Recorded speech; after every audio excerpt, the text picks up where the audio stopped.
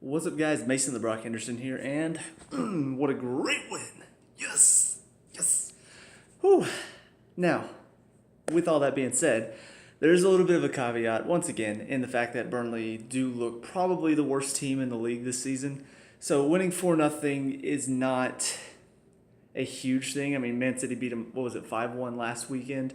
So it's still one of those things where obviously it's a great win. It was a good performance as well, but it's not one to get like overly excited about. It's not like we beat, Man U or Arsenal or Tottenham. We didn't beat any of those teams 4-0. It was Burnley. And they look pretty set on going down this season. So it's a good win that we need to get, and especially away from home. And Burnley's always been kind of that difficult customer. Whenever we face them, there's always a bit of a rough battle going on. Players getting pretty scrappy, and that happened again today. But most of the time, you could see that mentality start to affect our game in past seasons. Today, it did affect us a little bit, mainly Murata. But overall, our quality showed through. We got the goals that we deserved, and we played like we should, which is good to see. From Sarri's point of view, I thought today not that bad. The decisions he made as far as the lineup with no Hazard, I mean, it's pretty much what I've come to expect. Giroud played it on Thursday, so I kind of expected Murata to start again, even though I still have issues with Murata. And then the subs that came on, Pedro goes off, so he brings on Loftus-Cheek, which I think is a great decision. He takes off Murata, who's on a yellow, and honestly was getting pretty close to that second yellow with some of his challenges. I thought maybe even 5 minutes earlier he could have come off for Giroud. And then the last one was Jorginho off for Fabregas, who has been playing pretty well with the little bit of time that he's gotten. So I like the fact that he's sort of given him a bit more time, letting him get back into the team a little bit more, because he's still an asset. He still has that really brilliant pass that he could find pretty much anyone through whenever he's sitting in that deep lying role. So I think Fabregas can be just as good of an asset as Jorginho is right there. So overall, I mean, those decisions were fine. The only problem I really have with Sarri right now is I still feel like under him we've been very weak on the set pieces, and that's something I didn't get to see the game Thursday because it's pretty much nowhere in the U.S. You can't watch any Europa League games from what I could tell, at least not on TV. I mean, I'm sure you could stream it online if you pay a crap ton of money, which I'm not going to. But finally got to find the highlights the other day and watched, and that last goal is, I mean, it's exactly what we look like under Sarri. And even today, some of the corners that they brought in, it really looks dangerous most of the time. And we've never really had that problem. Set pieces has never been an issue for us, whether we're attacking or whether we're defending. We've always looked strong on set pieces. Now that Sarri has come in, we look a lot weaker on set pieces. And I don't know why that is. I don't know if he just doesn't prioritize it, or if maybe he's working on a different type of set piece that worked in Italy, but it's not going to work in the Premier League. Whatever the case, though, corners and free kicks right outside the box, I'm always scared, on both sides of it. When we're on their side of the field, I'm worried that we're going to give it away and let them counter on us. When they're on our side of the field, I'm worried we're going to let them have a free header. It's really, really bad right now, and I hope it's something we can work on because, I mean, we really should be one of the better teams as far as defending and attacking set pieces. With the height that we have, with the players that we have especially, I mean, David Luiz is really good in the air. You got Rudiger, who's good in the air. Alonso's good in the air. When you bring Giroud on the field, he's good in the air. I mean, you've got a lot of good players to attack corners and set pieces, and yet we still look like we're disorganized and we're not really finding the right passes. So it's something we still had an issue with today. And I think there's one other thing I thought about for Sarri. I can't remember now. I'll probably think of it later anyways. So with all that being said, though, let's talk a little bit about the game. I will say, I mean, first half and second half starting out were both really, really sloppy. First half, we hardly had possession. It was mainly Burnley coming at us. Thankfully, didn't really let them have a whole lot of chances. We were sitting pretty deep at that point. It was almost like we were kind of nervous at first to come out. And so we were very much just sitting deep and letting them attack us, and we could never get out because Murata wasn't really providing much for us. But then we finally started getting on the front foot. We got more possession. We started moving the ball around a lot more, moved them around a lot more as well. And finally started to get some good play. In the half, 1-0, in the second half, came out slow again. And it's become kind of a thing, where whether we dominate the first half, whether we're kind of 50-50 the first half, when we start the second half, it's always been slow this season. And I don't know why. I don't know why Sarri sends them out and we are slow now. We're not moving the ball around as quickly. Defensively, we look very slow. And then honestly, I was thinking for the first 10 minutes, I'm thinking, are we just trying to sit on 1-0? That's what it looks like we're doing. We're moving the ball around slow in defense. Whenever they get the ball, we're dropped very, very deep. So we're not really stepping out to attack them. I'm just like, are we trying to hold on to a 1-0 lead? Because that's not something that Sarri has done this season. He's not been... Ooh, something in my throat. He's not been a coach that sits back on 1-0. He's not Mourinho. He's not that type of coach. He doesn't have that mindset. So why today did it feel like we were just sitting back on 1-0? And even, this is not the only game where we've come out slow in the second half. We've done it almost every game. Second half starts off so slow. And at times it leads to what happened against Man U. We give up 2 goals. That's an issue, and it's an issue that hasn't been addressed yet. So I'm hoping going forward, we can do something about it, because it does get pretty frustrating to watch that first 10, 15 minutes of the second half. And then as far as the goals are concerned, all of them except for, I'd say the fourth one was a bit scrappy, but the other 3 were just brilliant goals. The first one, nice little play in the midfield, right to Barkley, who sets up Murata with a great pass. And Murata does well to just poke it past Hart instead of trying to bury it like you would normally do. And then the next 2 are just great shots from outside the box. Barkley sees the space in front of him, sees that he's got that far post open right through Tarkowski's legs. And then Willian, you let him inside on that right foot, he's always got a potential to bend it towards that far corner. So both of those are great. And then the last one is just Burnley with tired legs. You could tell they did not want to step out. They did not want to go high press. And so David Luiz on the ball, mishit, cross/shot, finds Alonso, who backheels it off of somebody's arm, and it just falls right to Ruben, who tucks it away. So yeah, it was definitely deserved as far as our overall run of play. Even though we did start off very slow both halves, I thought by the end of both halves, the goals that we got were very well deserved, because we did work hard, we did play a lot better as the half went along. So now let's talk about individual stuff. Kepa, had a couple moments where it really shows why a keeper like Courtois is necessary to have. Just because, he's not that big of a keeper. And it shows, especially whenever you've got big strikers up top who are going to bump you around a little bit. He's not really strong enough to get through that. He kind of gets bodied off the ball too easily. And unless the striker does something very obvious, like Tarkowski did that one time and just pretty much shoved him out of the way. Unless they do something like that, he's not going to get the call, because it's basically just the striker standing their ground and he's trying to jump over them, but he's too small to.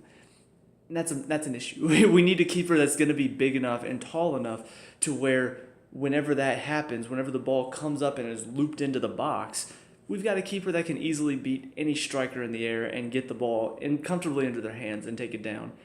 And I haven't seen that from him. He's not that type of keeper. He's really, he's decent on shots. He's decent with his feet. But I haven't seen anything that warrants the price tag still. And that's something that I'm still going to harp on, because why do we spend that much money on him when we've got a perfectly capable replacement in Marcin Bolka or Willy Caballero, both of which have done just as well as Kepa has. So it's a small thing for some people, but for me it's a big thing, because moving on to the worst player on the pitch for us today, and honestly in the past couple games, Marcos Alonso. And Emerson hasn't done a whole lot either. I didn't get to watch Thursday, so I don't know how he did. But why do we spend that much money on a keeper when we have capable replacements? And yet, left back wise, we're still stuck with Marcos Alonso.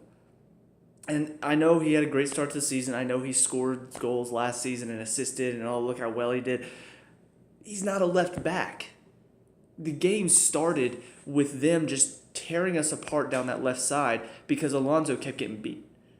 And it's a frustrating thing, because I'm watching thinking there are better options than him. There are better options out there. Heck, I think we've got better youth players. You could probably turn to Ola Aina, and he'd do a better job than Marcus Alonso. And yet we're still stuck with him because we didn't go out and we didn't go buy or we didn't try any of the youth players there. And so now he's our best option, and he's terrible. I mean, the best example I can think of why he's awful, ball goes in behind him. He has 1.5 yards on Goodmanson. And guess who wins the race? Not Alonso. Because he's too slow. And he still tries to get up in the attack, and he can't. He can't do both. He doesn't have enough speed or stamina to.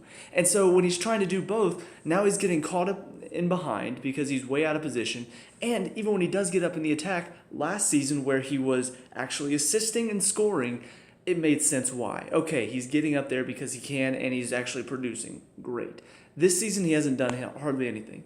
He had like one good game. Aside from that, he's been useless. His crosses have not been good enough. He hasn't been scoring. He hasn't hardly been getting involved in the play. He's just been up there, out of position. So whenever we lose it, now he's beat. And it's a constant issue. And it's something that I can't blame on Sarri because he doesn't have another left back option. Emerson's the only one. And like I said, I don't know if he's been playing well enough to warrant him starting over Alonso. So it's frustrating. It's something that I don't understand why the transfer people couldn't see that and why they decided, oh yeah, let's spend a crap ton of money on a keeper that is hardly better than what we already have, and we don't need a left back. A blind man could see what we needed. So anyway, moving on to the rest of the defense. David Luiz didn't have as many issues with him today. He's still an idiot, though. There's still moments when the ball's in the midfield and he's fouling the striker needlessly, because the striker's not going anywhere, and he still, two-hand shoves him to the ground. I'm just like, why do you need to do that? Why do you feel the need to do something stupid? So that's still an issue, but aside from that, though, he didn't really have many other problems today. Defensively, he was solid enough. On the ball, he still looks comfortable, so that's about the only problem I have is just those moments of stupidity. Rudiger, very solid still, very strong, very fast. So he's still got a lot going for him. And then Azpilicueta, kind of don't notice him on the right side anymore. He's there and he does his job well enough, but he's not really doing anything to wow me at the moment. The best thing that I could say for him, though, is that he provides the cover whenever Alonso goes up. We can almost drop back into a back three. So that's nice to have, and I think it's something that a lot of people, I think I heard whenever I was listening to the podcast or the commentary, because I couldn't watch the game Thursday, I was listening to it, and one of the guys was saying about how Zappacosta looks so good and trying to fight for that spot with Azpilicueta. I think the reason you keep Azpilicueta in is because on the other side we don't have a defensive left back. So we need to keep a defensive right back just to balance it out, to make sure we are solid enough in the back that we're not giving away goals. So I think that's the big thing for Azpilicueta, even though he's not really doing a whole lot to shock and amaze and, oh, what a great player. He's not doing any of that this season like he was last season where we had the back three and he was vital. He's still very much, though, an asset that we need to keep out there because he provides that defensive cover, which is great to have. And then in the midfield, that midfield three today, I thought all of them played at least good. Jorginho was definitely the outstanding average player of the three because I thought Conte and Barkley both played really, really well. Jorginho just hasn't really done much in the past few games. And why I harp on that quite a bit is because, once again, Conte in that position has done well enough. He's had a few games where he's been off, but overall, he's done okay with that box-to-box role. He's very good at picking it up, turning, and finding the space and driving into it because he's very fast and he can do that. However, he is the best defensive midfielder in that role that Jorginho is playing. But because Sarri wants to play much more attack instead of defending, he sticks with Jorginho there because Jorginho can link up the play, so that's why he goes with him there. Instead of putting Conte there, who can still link up the play, okay, maybe not as well as Jorginho, but defensively is just a rock. He's going to protect that back line. He's going to make sure that players aren't allowed to drive at the back line. The reason why that's an issue, Jorginho has not done enough on either side of the ball over the past few games to justify him being there over Conte. Because if you're putting him in there for him to distribute and be that link-up play, he hasn't done well enough with that. He had a few good balls in behind today, but aside from that, he's not done enough. He gives the ball away a few too many times to be that distributor, and defensively, he's not doing anything. So why is he still there? And it's one of those stubborn things from Sarri again. Why are you still continuing to stick with him there when he hasn't done enough to prove it? And Fabregas, he put him there too to be the distributor. Fabregas, it makes more sense because that's where he plays. He tends to drop deep and then look for the long ball. That's been his game. Jorginho is more of a short distributor. He's more, you're going to play it to him, he's going to find the outlet. He's going to keep it moving side to side.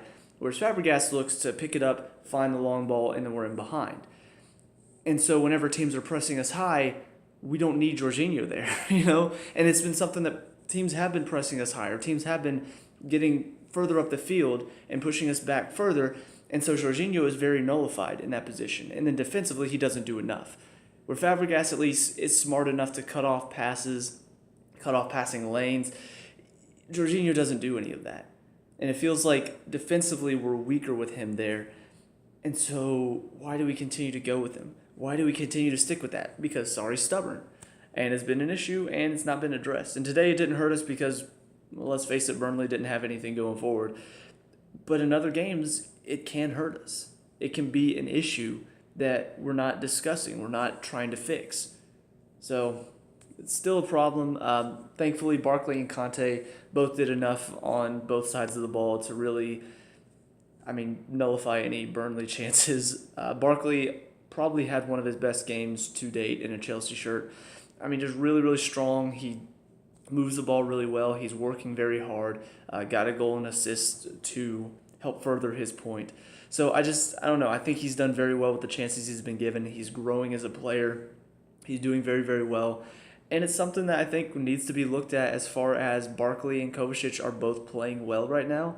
And Conte's doing well too. And Jorginho is not. Conte, Barkley, Kovacic. Brilliant midfield right there. That is our best midfield, in my opinion, at this moment. But, with that being said, Sarri still is going to stick with Jorginho or Fabregas because he wants a distributor there. He doesn't want Conte, who's a defensive rock, to protect our back line because that would just be too defensive-minded. No, we need to be attack-minded. So, with all that being said, going into the front three, Pedro went out early. Not sure what it was. He looked like he was holding his stomach, so maybe he was sick. Maybe he just, wasn't feeling it today. I don't know. I assume we'll probably find out afterwards. But, went out pretty early, so didn't have a whole lot of time to do much. Willian today looked pretty good. I thought it was a bit harsh on him to give the yellow for simulation just because there was contact. It wasn't enough to give a penalty. So I just thought it should have been a no call. You just move on because there was contact on him. And I've seen other players go down with less contact than that and not get carded for simulation. So in my opinion, that's why I think it's a bit harsh. Because if you're going to card that, you need to card every single time that Murata goes to ground. Because he's looking for that every time. He's looking to go to ground every time. And I'm not saying that just because I don't like Murata. I'm just saying that as a consistency thing. If you're going to card that, every time a player goes to ground looking for the contact, feels the contact, goes to ground too easily, that's got to be a card every time, and he wasn't doing that today. He only did it for that one because it was in the box, and it was right after what just happened with Murata and Tarkowski, their little scuffle. And I'm sure he's just like, you know what, I'm going to calm things down right now. That's a yellow. I'm like, no, you're just an idiot. That's all that is. But anyway, moving back on to Willian, I thought he played well. I thought he worked very, very hard on both sides of it. The big thing for him today was he found the space. And it just draws players out of position. It causes them to have to think about that. Barkley's goal was set up by the fact that Willian made that great run into the space. So now they can't step.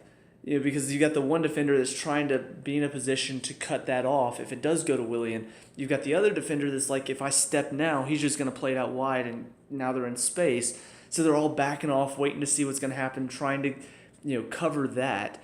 And Barkley just took the time and was like, all right, well, you're going to give me space. I'm going to take the shot. And, tucked it away brilliantly.